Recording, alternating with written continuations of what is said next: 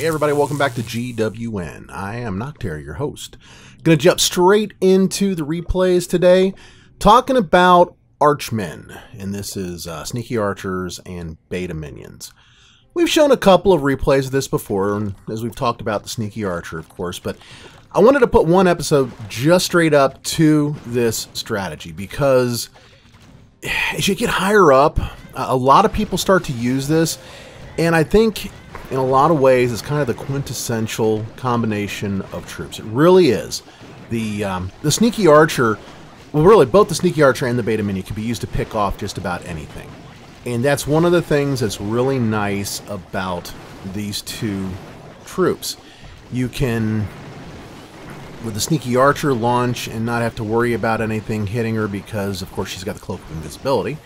And with the beta minion, you can launch and not worry about anything hitting it because either you've got the 5 long shots or 4, depending upon what level you're at. I'm going to assume that you're at level 16. And of course, it's an air troop, so there's less to target it in the air, depending upon where you deploy it, of course. So between those two, you can get a lot of damage done with these troops before anything ever really has a chance to do anything to them. That's huge. I mean, as you watch these replays, and I've got 4 of them, this is a kind of a longer video. It's going to be about 11.5 minutes. But as you watch the replays, notice the very end of each one of the attacks, or the part of the attack where they go after the builder hull. Typically what's going to happen is they're going to clear out the other defenses that are around it that can target whatever troop they want to use, and then launch that troop, and it's just going to sit there and work on the builder hull for a while until it finally gets it down. In some cases it'll be just 1 or 2 beta minions or sneaky archers or whatever, but the long and short of that is that there's really not a whole lot to stop that troop from doing what it's going to do, and that's what makes the attack so powerful to get that other star.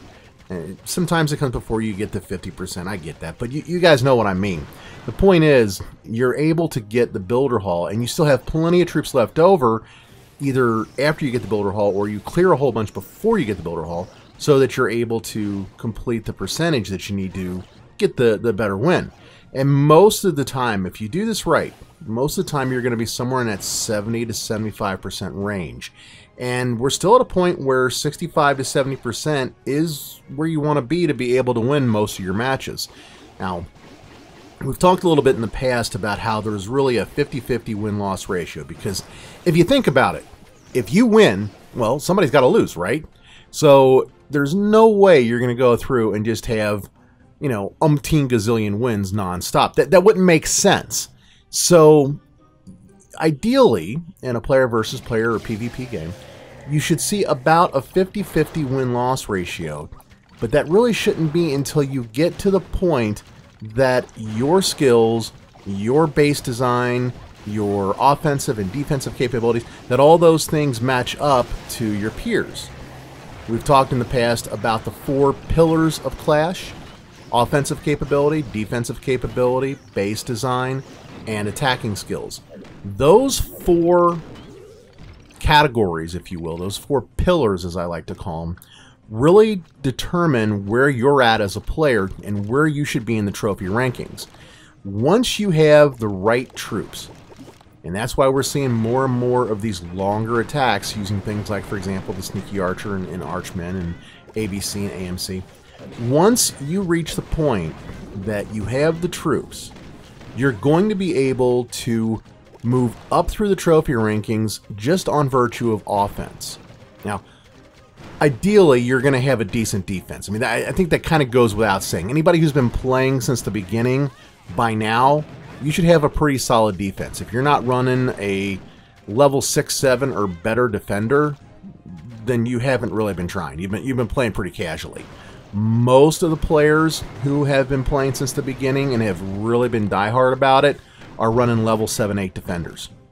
So when you talk about the defensive capabilities, most people are there. They're long since there. Offensive capabilities, their troops, that's where the big difference is going to be.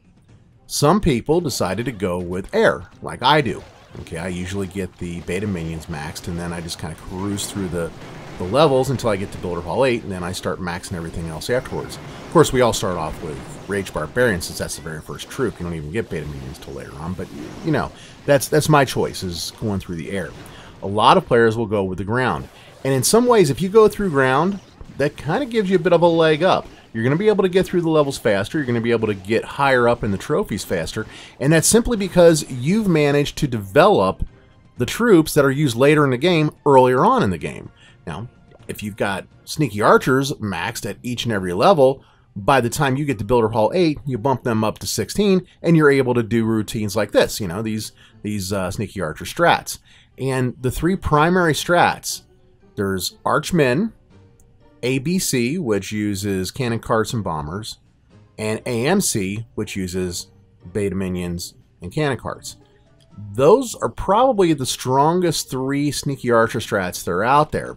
And like I said, I think that this one, you know, this ArchMin, is the quintessential of them all. You don't usually need bombers, and you don't usually need cannon carts. The archers and the beta minions, once you get them high enough along, are usually more than enough. So if you've been working on your offensive capabilities, if you develop the right troops early on, and I think these two are probably the two best ones to develop, you're going to be able to very quickly move up through the ranks just on your offense. If you've got your base up to a level 7-8 defender, the defense is going to help carry you along by preventing people from just steamrolling over you so that, you know, they get 80-90% when you're getting 70-75%. But the next thing, and this is the thing that's most important, and what we see Fid doing here with his Master Debater account, what we're going to see Mango doing with his account here in a few as well, the attacking skills. This is where it really comes down. And hopefully by watching some of these videos, these replays, and seeing some of these higher level players, and these are all up around 5,000, yeah, give or take 100 or 200. Again, looking more or less toward the end of a season for most of these replays. I kind of hold on to a few as I go. But if you watch these players, you kind of get a feel for how they do what they do, and then you can go practice. Ideally, you can go practice using some friendly challenges so you aren't sacrificing trophies in the process.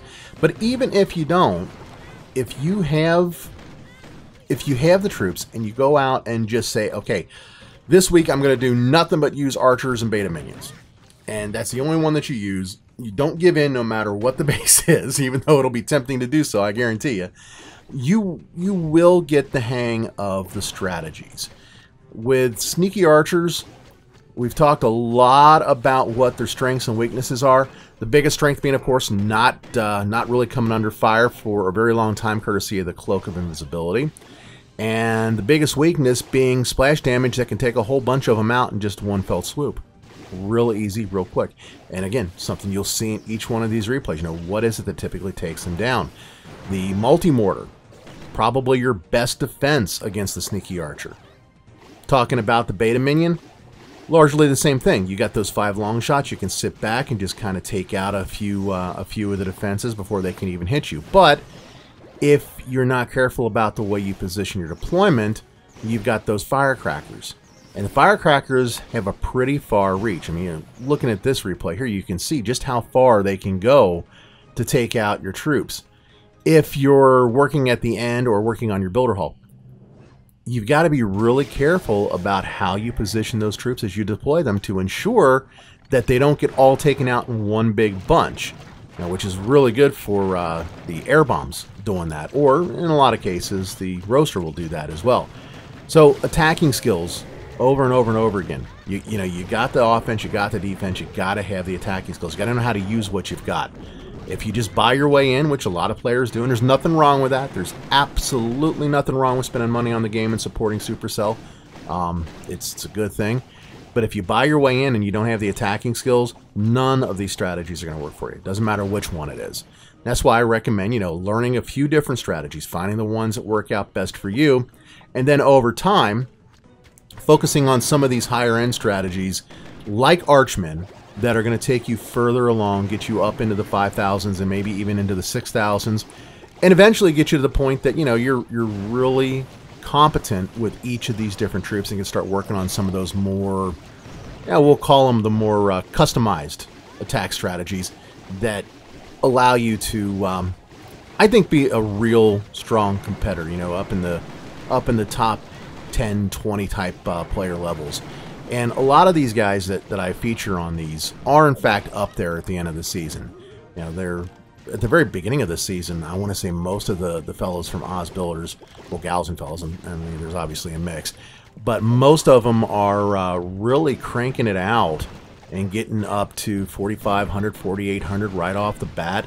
They're over 5,000, a lot of them right now. They, you know, they have the losing streaks and every once in a while and drop back down below, but they just jump straight up, and they do it because they're such versatile attackers, able to use strategies like this one to just work their way into a base, sweep through a base, and decimate enough to get those trophies. So that's the video I got for you guys today. I hope you guys enjoyed these archers and minions. If you have any comments or questions, please do drop them down below. Drop me an email, nocterra@gmail.com. And I'm always open to ideas for new videos and where you might want to see things go next. On that note, I'm going to go ahead and sneak on out of here. We got just a few seconds left on this replay. I got rid of the front and back end of it so that we could get this out real quick. Y'all take care, and you keep on clashing. Bye-bye now.